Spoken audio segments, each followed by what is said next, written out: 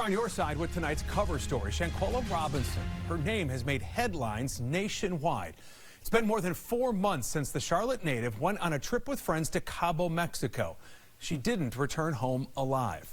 Mexican authorities have ruled her death a femicide or murder. The FBI also investigating her death. But here we are 4 months later, still no arrests in this case, leaving many questions like how did this happen and who did it? Today, the attorney for Shanquella Robinson's family sent us a copy of a letter. The Robinson family and a national activist are now calling on President Biden and Secretary of State Antony Blinken to personally help to bring justice for Shanquella. The letter to the president also included a packet of Mexican police records that had not been released previously and an autopsy. There's a copy of it for you right here. We went through it very carefully, and we found there are some key takeaways here for you to understand. First off, this was performed the day after Shanquella was killed. It shows Shanquella died from atlas and medullary dislocation. In simple terms, that's a broken neck and a severe spinal cord injury. The autopsy also found contusions or blunt force trauma to her front region or her head and parts of her pelvis as well. And there were also friction burns on her body. In early November, this video showing an alleged fight went viral on social media.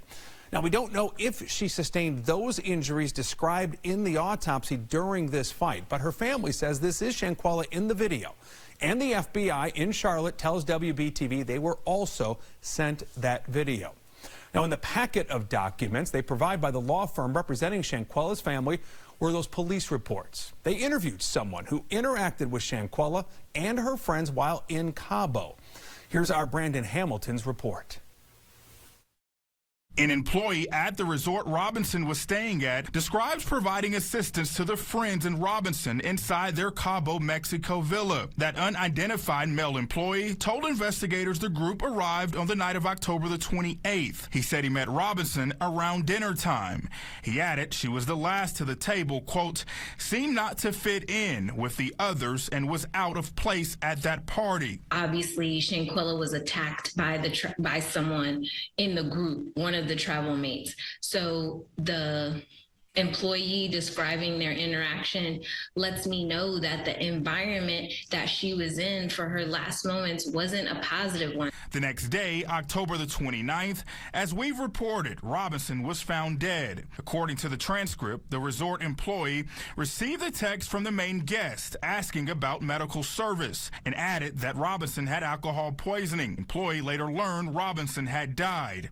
In the initial death certificate provided by her family, a spinal cord injury was listed as the cause of death. In the hours after her death, again, according to the transcript, the group requested a driver to go to dinner. They would never come back to the villa.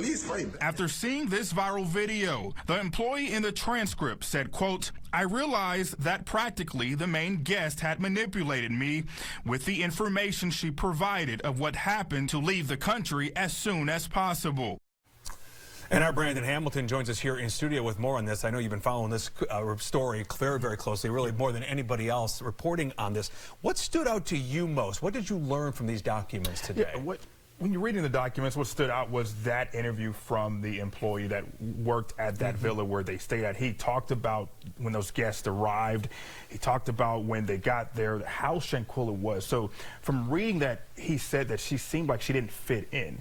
So that leads you to think what happened in those hours to make her standoffish, because you would think if you went on a trip with someone, with friends, to another country, yeah, you would also be happy and be more juvenile in your expressions of wanting to be there. So that stood out for me, just the fact that he says she didn't seem like she wanted to be there. Interesting. What is the Robinson family hoping the Biden administration can do at this point? Yep, so they've been calling on this diplomatic intervention, which essentially is terms of having the president or someone of top authority in our federal government get involved by saying and doing to speed up the investigation process. And by speeding that up, you know, the attorneys, they've been saying this when they went to D.C. earlier this month, and also in the letter, they want either the United States government to either extradite that one person that Mexico has said is the direct aggressor.